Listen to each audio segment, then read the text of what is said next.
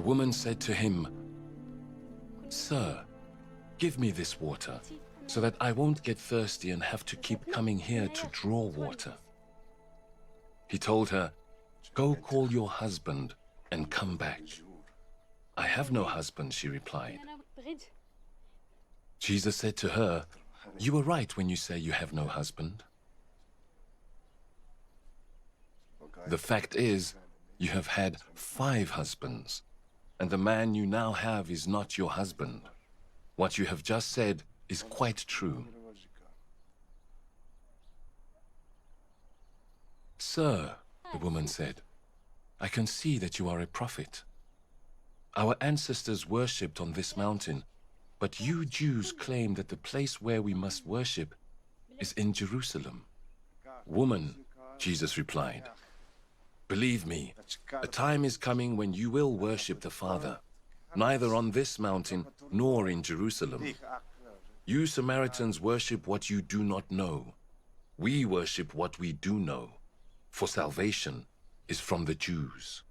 Yet a time is coming, and has now come, when the true worshippers will worship the Father in the Spirit and in truth, for they are the kind of worshippers the Father seeks.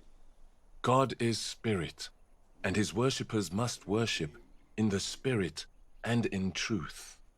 The woman said, "I know that Messiah, called Christ, is coming. When he comes, he will explain everything to us."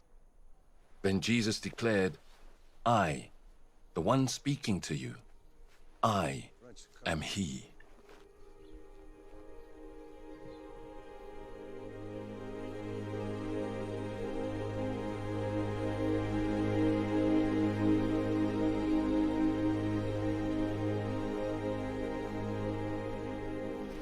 Just then, his disciples returned and were surprised to find him talking with a woman.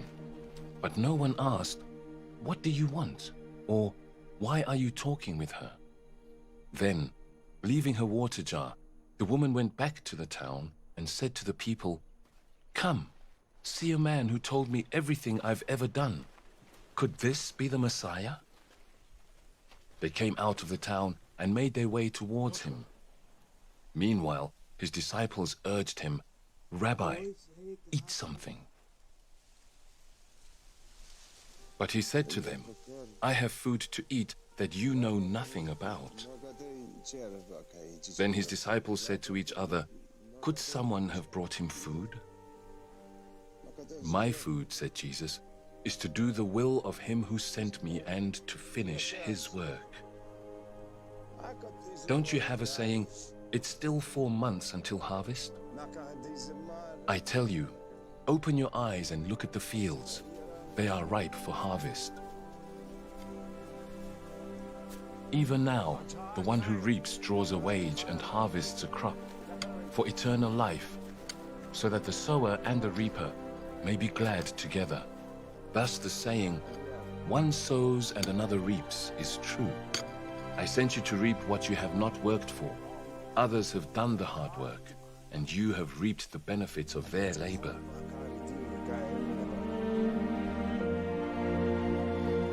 Many of the Samaritans from that town believed in him because of the woman's testimony. "He told me everything I've ever done." So when the Samaritans came to him, they urged him to stay with them, and he stayed 2 days. And because of his words, many more became believers. They said to the woman, "We no longer believe just because of what you said. Now we have heard for ourselves, and we know that this man really is the Savior of the world." After the 2 days, he left for Galilee. Now Jesus himself had pointed out that a prophet has no honor in his own country. When he arrived in Galilee, the Galileans welcomed him. They had seen all that he had done in Jerusalem at the Passover festival, for they also had been there. Once more he visited Cana in Galilee, where he had turned the water into wine, and there was a certain royal official whose son lay ill at Capernaum. When this man heard that Jesus had arrived in Galilee from Judea, he went to him and begged him to come and heal his son, who was close to death. Unless you people see signs and wonders, Jesus told him, you will never believe. The royal officials. Good morning.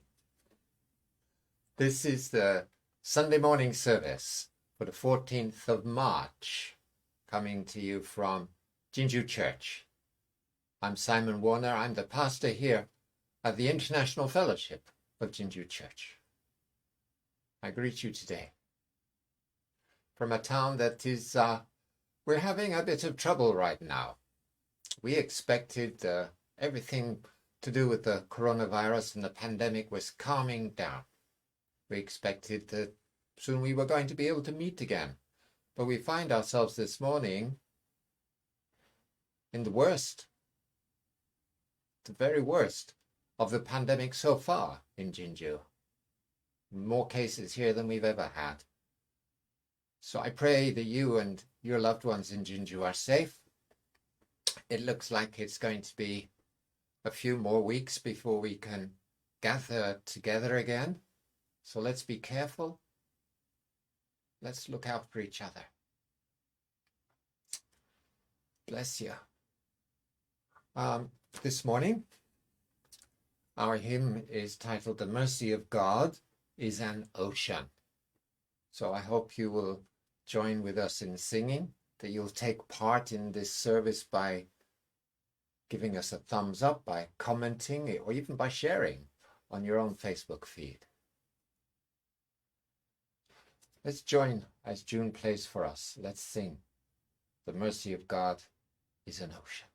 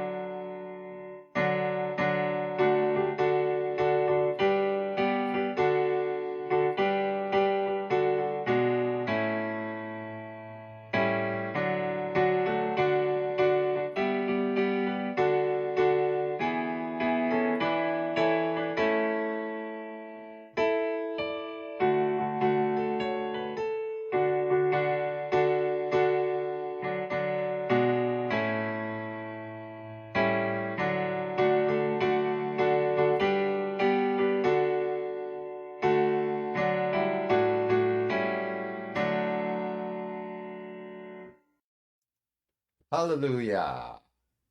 Praise the Lord for his ocean of mercy. Thank you, Lord. When you join us now, we're going to read from the Gospel of Matthew, chapter 8, verses 23 to 27. 마태복음 8장 23절에서 27절까지.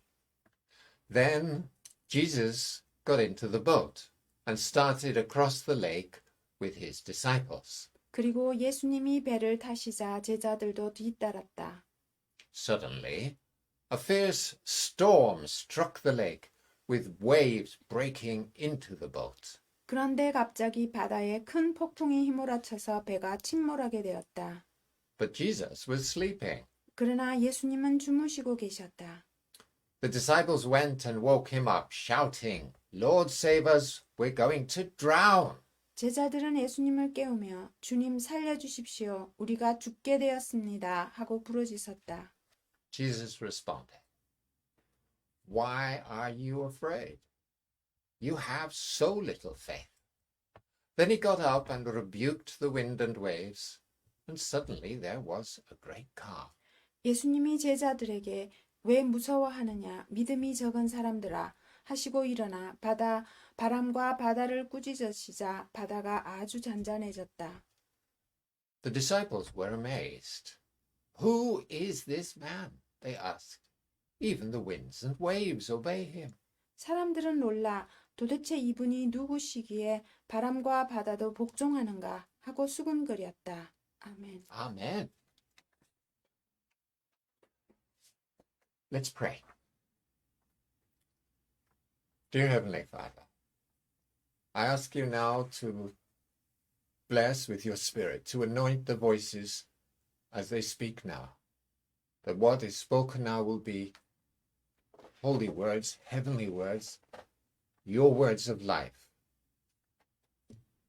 And Father, I pray that only your words of life will go out from here, that your words of life will go out to many people. I pray, Father, for all who hear the words, who will hear the words, who are listening now, that ears and hearts and minds will be opened, that soul will be nourished, that your words will find home, they will be accepted, they will bring change, they will grow, they will bear fruit. They will be a blessing to everybody who hears them, and make those people a blessing to others who are around them. That this world will be blessed as we are blessed. Father, speak to us now. Give us your message now, I pray. In Jesus' name. Amen. Okay. This morning, the title of my message is God corrects our expectations. 하나님께서는 우리의 기대를 바로잡아 주십니다. We sometimes have wrong expectations, and that can cause us problems. 우리들은 종종 잘못된 기대를 하고 그로 인해 어려움을 겪기도 합니다. Our expectations shape our reality, and they can change our life.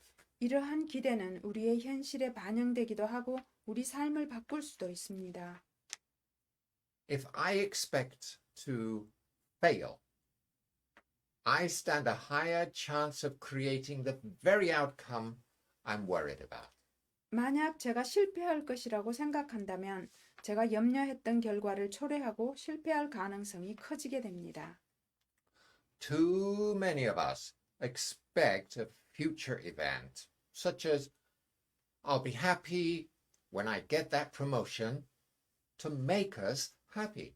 우리들 중 너무나 많은 사람들이 미래에 일어날 사건에 대해 기대하며 그렇게 된다면 자신은 행복하게 될 것이라고 생각합니다. 예를 들어 내가 승진하게 되면 나는 행복하게 될 거야 라고 생각하는 것입니다.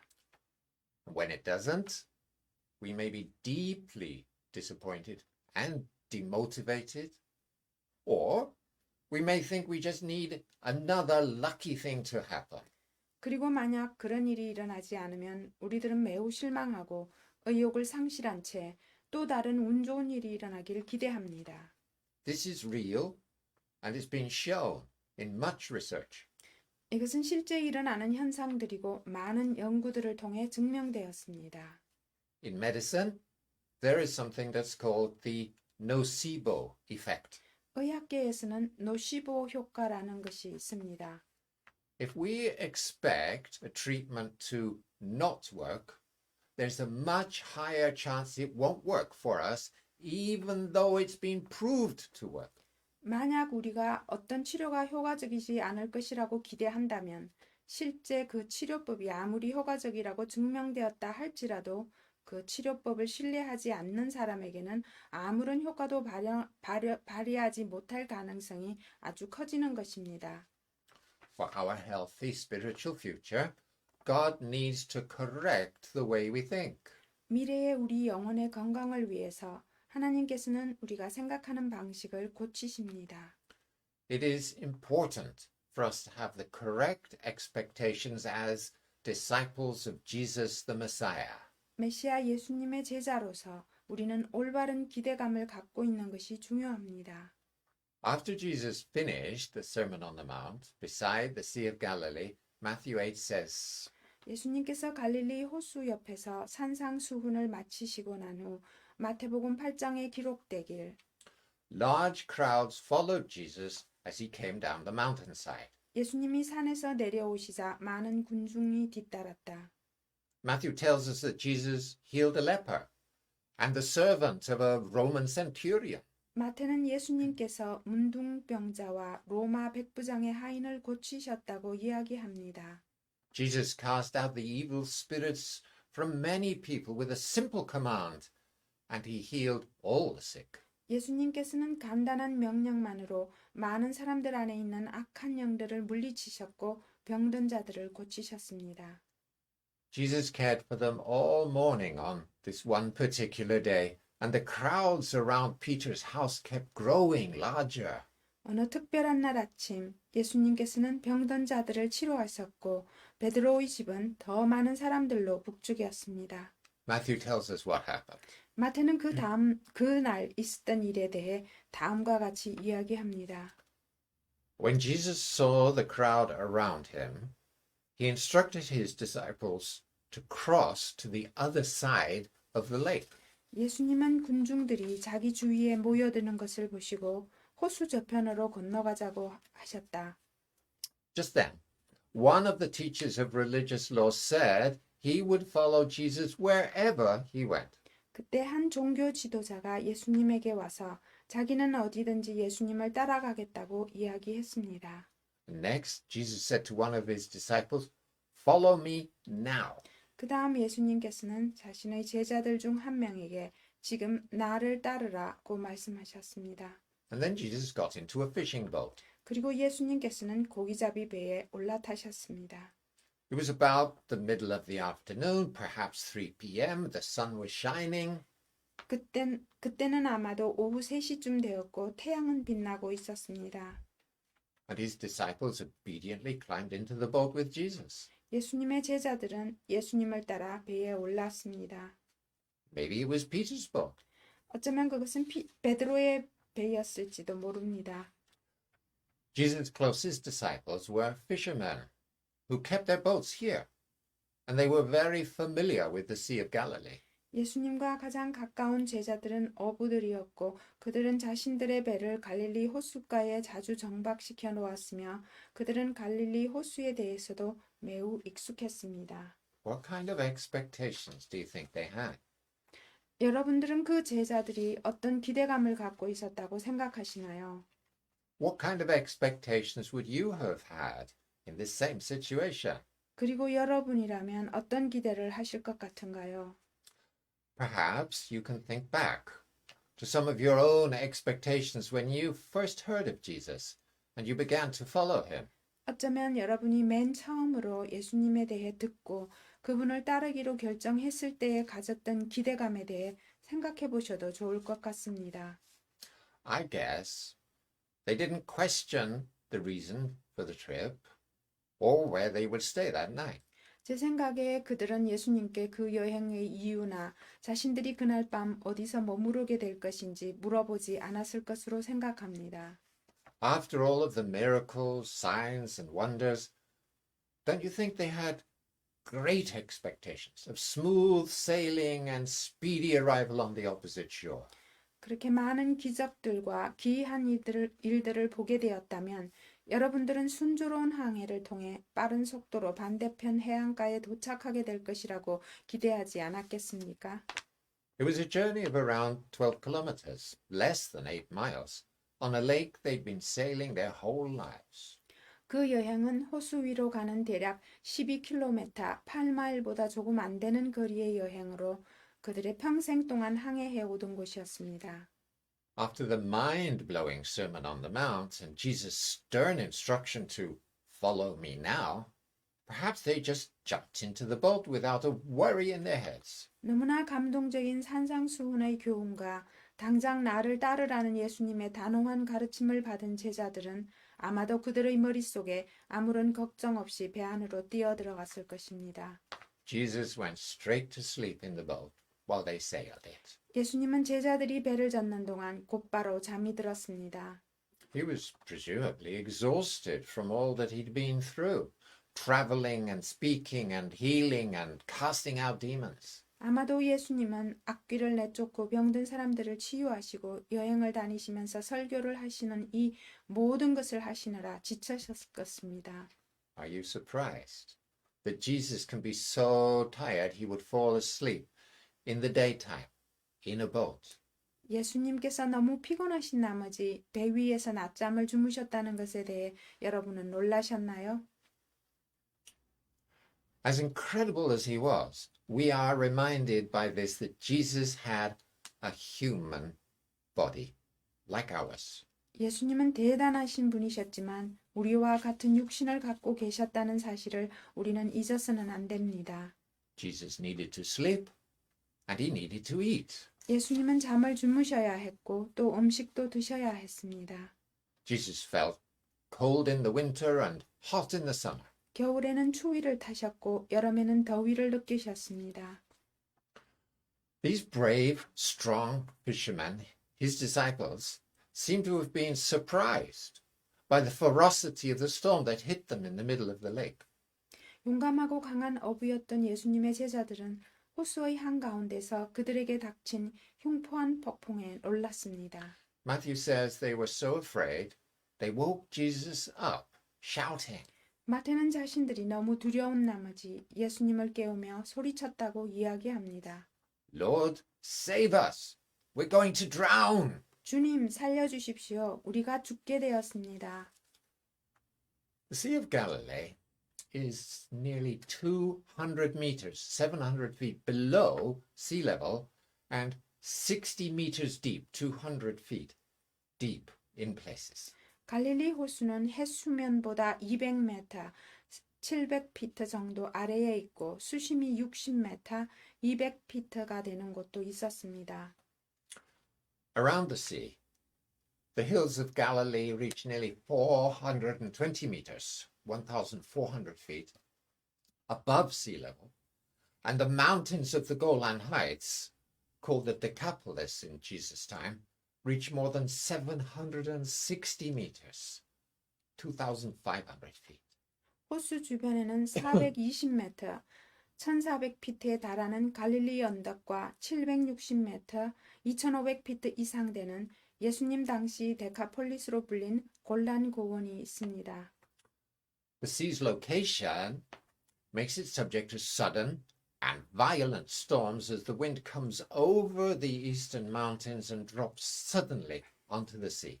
이러한 호수의 지리적 위치로 인해 동쪽의 산에서부터 불어오는 바람은 갑작스럽고 난폭한 폭풍이 되어 호수 위로 떨어집니다. Storms are especially likely when an east wind blows cool air over the warm air that covers the sea. 동쪽의 차가운 바람이 호수 위의 따뜻한 공기 위로 갑작스럽게 떨어지면 폭풍이 일어나기 쉽습니다. This can produce surprisingly furious storms in a short time, as it did on this day. 그렇게 되면 짧은 시간 안에 놀라울 정도로 매서운 폭풍이 일어나고 오늘날에도 이러한 현상이 일어납니다. What had these experienced sailors expected? 이 숙련된 항해사들은 무엇을 기대했을까요? They didn't expect Jesus to wake up and shout at them. 그들은 예수님께서 일어나셔서 그들에게 고함 치실 것이라고 예상하지 않았습니다. They didn't expect to be scolded for their fear and their lack of faith. 그들은 두려움과 믿음의 부족으로 인해 꾸지람을 당할 것이라고 생각하지도 않았을 것입니다. And they certainly didn't expect Jesus to rebuke the wind and waves and for there to be suddenly a great calm. 하지만 그들은 예수님께서 바람과 파도를 꾸짖으시고 갑작스럽게 잔잔하게 될 것이라고는 더욱 예상하지 못했습니다. Matthew says the disciples were amazed. 마태는 제자들이 놀랐다고 이야기합니다. And Luke says the disciples were terrified and amazed. 누가는 제자들이 두려워하며 놀랐다고 이야기합니다. Who is this man? They asked. Even the winds and waves obey him. 도대체 이분이 누구신데 바람과 물을 보고 명령해도 복종하는가? 라고 그들은 물었습니다.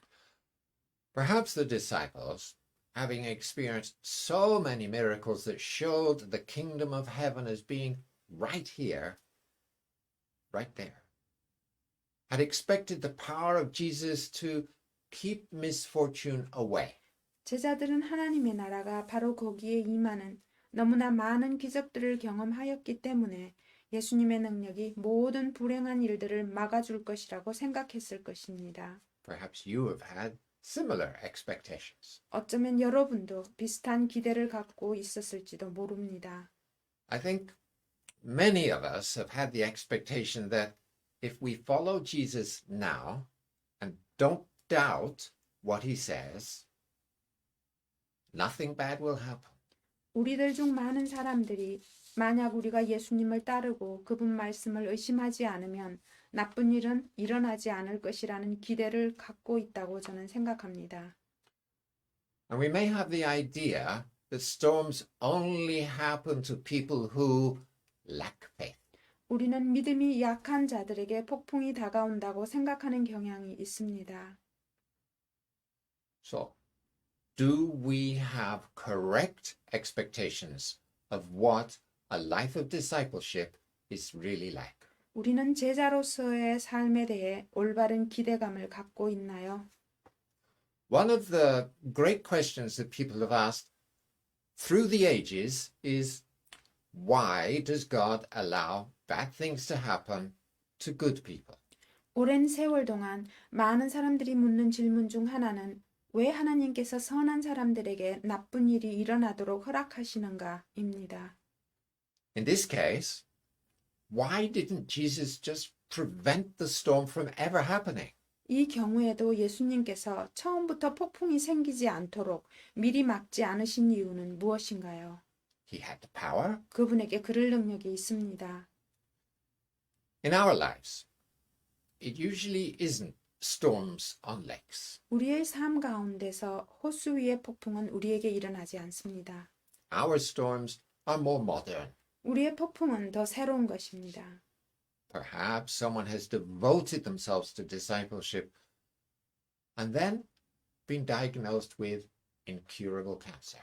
어쩌면 누군가 제자로서의 삶을 살며 헌신했지만 치료할 수 없는 암 진단을 받았을지도 모릅니다. Or maybe someone pledges their life and their business to Jesus and then their business starts to fail. And so they begin to doubt. 아니면 누군가는 자신의 삶을 예수님께 드리기로 맹세했지만 사업을 시작하자마자 실패하고 의심하기 시작할 수도 있습니다. Did we first follow Jesus so that we should be healthy? 우리는 건강하려고 예수님을 따르기 시작했습니까? Or give him our loyalty so that our business should prosper? 아니면 우리의 사업이 번창하길 바라며 우리의 충성을 그분께 드렸습니까? The storm on the lake was a test. And we should expect tests in our life of discipleship. 폭풍은 시험이었고 우리들은 제자로서의 삶을 살면서 시험을 거칩니다. It wasn't an exam to pass or fail. 그것은 합격 혹은 불합격을 하는 시험이 아닙니다. That worldly kind of exam will fix your course, it will set your future. 당락을 결정하는 세상적인 시험들은 여러분이 걸어가는 길을 결정하고 미래를 정할 것입니다. It will permanently open or close the door to universities and careers. 그러한 시험들은 사람들이 대학에 들어가거나 경력을 쌓게 되는 문을 열거나 닫습니다. A test from God is not at all like that. 하지만 하나님의 시험은 이런 것들과 다릅니다. When we have a test from God, it's in order to build and strengthen our relationship with Him. 우리가 하나님으로부터 시험을 받게 된다면 그것은 우리와 하나님과의 관계를 더 견고하게 하기 위한 것입니다. And that is why we will have many tests over the course of our life. 그렇기 때문에 우리의 삶을 살아가는 과정에서 우리는 많은 시험들을 겪게 됩니다. God is helping us to have a more profound relationship with Himself. 하나님께서는 우리가 그분과 더 깊은 관계를 갖게 하기 위해서 우리를 돕고 계십니다. Please expect tests. 그렇기 때문에 시험을 기대하시기 바랍니다. Please expect God to allow many storms to come so that you can grow closer to Him and know Him better. 하나님께서 여러분에게 더 많은 폭풍들을 허락하시고 여러분이 하나님께 더 가까이 나아가 그분을 더 잘 알 수 있도록 자라나십시오. They are not a sign that we lack faith. 그것은 우리의 믿음이 약하다는 사인이 아닙니다.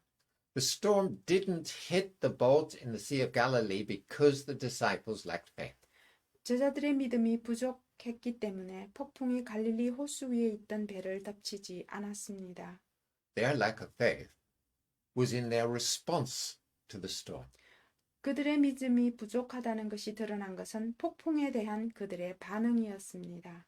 If we have faith, we will see the storms of life as blessed opportunities to grow closer to God. 만약 우리에게 믿음이 있다면 우리는 인생의 폭풍 등을 보게 되었을 때 그것이 바로 하나님께 더 가까이 가게 되는 축복된 기회라는 것을 알게 될 것입니다.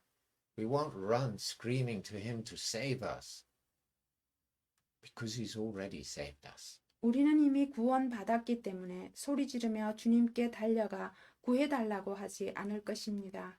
We will pray to God for the strength and wisdom to pass the test and to know Him more closely. 우리는 이 시험을 잘 통과할 수 있는 더 큰 힘과 지혜를 달라고 하나님께 기도할 것이고 그분을 더 가까이 알게 될 것입니다. Don't expect life to be smooth sailing after you become a disciple. 예수님의 제자가 되었다고 해서 삶이 평탄한 항해와 같을 것이라고 기대하지 마십시오. That would be a wrong expectation. 그것은 잘못된 기대일 것입니다. It's a wrong expectation for us to think bad things won't happen to us if we have enough faith. 우리에게 충분한 믿음이 있다면 나쁜 일이 일어나지 않을 것이라고는 기대하는 것은 잘못된 것입니다. As we walk behind Jesus and get covered in His dust, we also walk through the tests and grow closer to Him. 우리가 예수님 뒤에서 그분의 먼지로 뒤덮여 걸어갈 때 우리는 시험을 거치며 그분께 가까이 가게 됩니다. Jesus is walking towards Golgotha and His ultimate test. 예수님께서는 골고다의 길을 걸으시며 극한 시험을 겪으셨습니다. We are also walking toward an ultimate test. 우리도 또한 이러한 극한 시험을 향해 걸어갑니다. Don't expect easier tests, but prepare for more difficult times. 쉬운 시험을 기대하지 마시고 더 어려운 시간들에 대비하십시오. On the other side of the ultimate test is not defeat, but ultimate victory with Jesus. 힘든 시험의 다른 한쪽에는 실패가 아닌 예수님과 함께하는 영원한 승리가 있습니다.